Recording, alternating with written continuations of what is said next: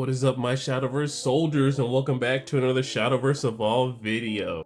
So we are finally doing the first set of set 6 reveals. Here we go, baby. We're going to be doing Abysscraft today, and we're going to see what cards are coming out in Abysscraft. Alright, so let's go ahead and get into the first card. So we have Antelope, Pelt Warrior. So it's a 2-cost 3/3, and at the start of your main phase, you deal 1 damage to your leader.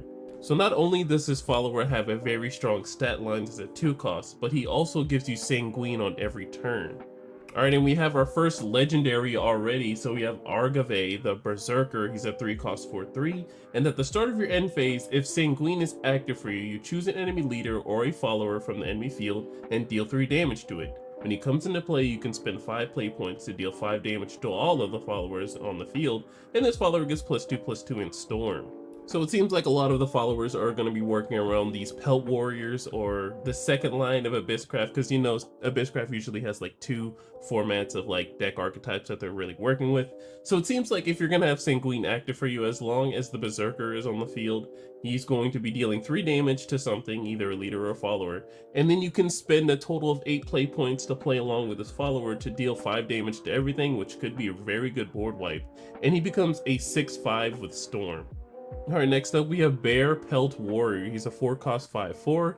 He has Rush, and then he has a Strike ability, so when he swings, you deal 1 damage to all leaders, and then he has a Last Words effect to add 4 to your leader's health. I personally think that this card would be super good if it had a sale. Oh my goodness. The fact that you can deal 1 damage to all leaders to get Sanguine active for you. He's Rushed, so he's able to swing into a follower. He has a very good attack line, so he's going to be swinging into a follower that's engaged that has a decent amount of health. And then when he dies, he also heals you, so you spent 4 to heal 4 and also get rid of a follower. Okay, and now we have the Amulet Berserker's Pelt. It's a 2-cost, and once per turn, when your leader's health decreases, you choose a follower from your field and give it +1/+1. You can also activate to engage this card and put it to the graveyard and add 2 to your leader's health, and this effect can only be used if your leader's health is 10 or less. So it seems like they're really pushing the Sanguine objective here to make sure you're dealing damage to yourself, just like the Lustful Aggro deck that you're just dealing damage to yourself, which, you know, thinking about the Lustful Aggro, I feel like this will be a very good card for that deck too in terms of being aggro. Yes, you may be losing out on a follower, but you're going to be buffing up whatever followers you have because you're going to be dealing damage to yourself every turn, since that is the Abysscraft way. Alright, and next up we have Cougar Pelt Warrior. She's a 3-cost 3/2. You can evolve her for 1. And then looking at her evo, so on evolve, you search for a Cougar Pelt Warrior from your deck and put it onto the field in engaged state. So a pretty interesting ability because you're going to be able to go through your deck and get another follower and put it onto the field with only paying for a total of 4. So that's a pretty nice ability because deck thinning is deck winning. You're able to shuffle your deck just in case, you know, you don't have any deck searchers or anything like that in your deck to shuffle it up, and you already put cards to the bottom 4 and you're like, okay, I'm never going to see these cards again. Well, you know, a card like this will definitely be good, but in terms of it being super competitive, I'm not sure, but like in a very aggro sort of way, just getting another follower that can turn into another 4/3 that can get the 3rd copy of it out would be pretty cool and be swinging. But, you know, usually this is just a target for surefire bullets, so I don't know how practical this card's going to be. Alright, then we have our first spell card. We have Demonic Procession. So it's a 1-cost. You look at the top 5 cards of your deck. From among them, you may put a yokai follower to your hand and then put the rest of the bottom of your deck in any order. So this is a very good example of one of the cards I was talking about for Cougar Pelt Warrior, because, you know, there are some cards that just put them to the bottom of your deck but don't really shuffle. Well, Cougar Pelt Warrior is definitely going to get you to shuffle because you're searching through your deck for a card and then you're not leaving it as is. But getting back onto Demonic Procession, I see that the secondary line besides the Pelt Warriors is going to be yokais. And speaking of yokais, we have our legendary card, Genetu Great Fox. She's a 6-cost 1/5. You can evolve her for 1, and then when she's played, you put 5 one-tailed foxes into your EX area. While we'll be getting into the one-tailed foxes in a little bit, let's go ahead and figure out what her evolve does. So for a total of 7 play points or 6 in 1 evo, we have the Genetu Great Fox evolved, and as long as this is on the field, when you play a yokai follower, subtract 2 from its cost, and as long as this is on the field, add 1 damage dealt by yokai followers on the field, and when your yokai follower leaves the field, this gets +1/+0. Alright, so it seems like the 5 foxes that you play into your EX area are going to be free. They're also going to be able to deal an extra damage, and whenever they leave the field, this card gets a plus on the stats of attack. And looking at the stats now, she is a 1/9, so it's going to be pretty hard to remove this card if you don't have the hard removal. And this is what the one-tailed fox looks like. So it's going to be free when Gensetsu is out. It's going to have Russian wards, so it's going to be dealing 2 damage instead of 1. So it's pretty interesting. And whenever it leaves the field or any other yokai followers leave the field, then Gensetsu is going to get a buff on stats. Alright, next up we have Kasha. It's a 2-cost 3/1, and it has a fanfare ability to choose one of the following abilities.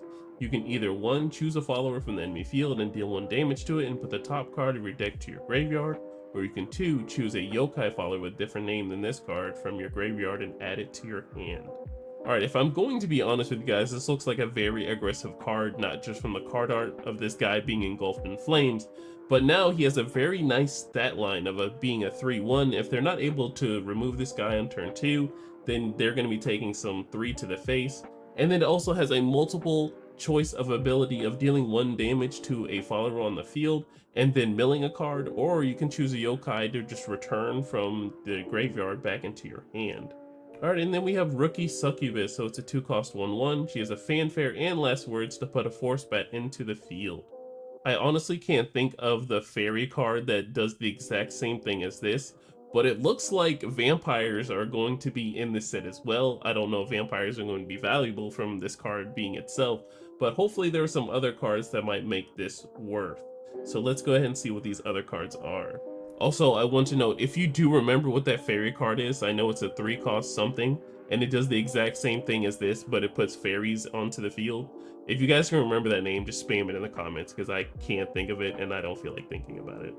Alrighty, so we have this cool looking card, Shtindogee. I think I said that correctly. So he's a 3-cost 1/4, and you can evolve him for 1.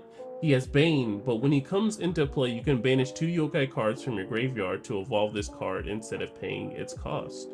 And then looking at the Shuntin evolve, so he has Storm and Bane, and on evolve, you choose another yokai follower from your field and you give it Storm. Alright, so the effect on this card is very interesting because on Fanfare you get to evolve him, and then you get to use yokai followers to get Storm, so there's probably a big other yokai follower to just swing, and then being able to do stuff like, I think Gentetsu is probably like the biggest thing you can think of, but you're not able to evolve twice in a turn, so it's kind of weird there, unless the Fanfare actually kind of like breaks the game by, you know, removing the yokai followers and doing as much as you can. Just kind of like how the Mock Knight, or whatever his name is, the Valiant Fencer, that's his name. Valiant Fencer is able to evolve 2 followers in the same turn. I don't think it works like that, but if it does, let me know in the comments below, guys. Alright, next up we have Unleash the Nightmare. It's a 4-cost spell, and when you play this card, if there is a vampire card in your field, you can subtract 1 from this cost, and you can put 3 force bats onto the field and then draw 2 cards. So if you're going to be playing vampires, there's no reason why this card would not be very good for you. It becomes a 3-cost, you spend 3 to get 3 force bats, and then you spend 3 to draw 2 cards too, so that's very good. Alrighty, so we have Yuzuki, Righteous Demon. She's a 6-cost 5/5. She has Bane, and when she comes into play, all enemy players put a follower from their field onto the graveyard, and then Necrocharge 10. They put 2 followers instead, and then you can also activate for 3 play points to discard this card from your hand, and then choose a follower from the enemy field and deal 5 damage to it, and put the top card of your deck to your graveyard. Alright, so it's the fact that this follower is also kind of a spell card that's pretty cool. So now that all kind of like crafts have a way to just deal 5 damage to everything, like Forcecraft has Ivy Spellbomb, now Swordcraft has Spine Blade.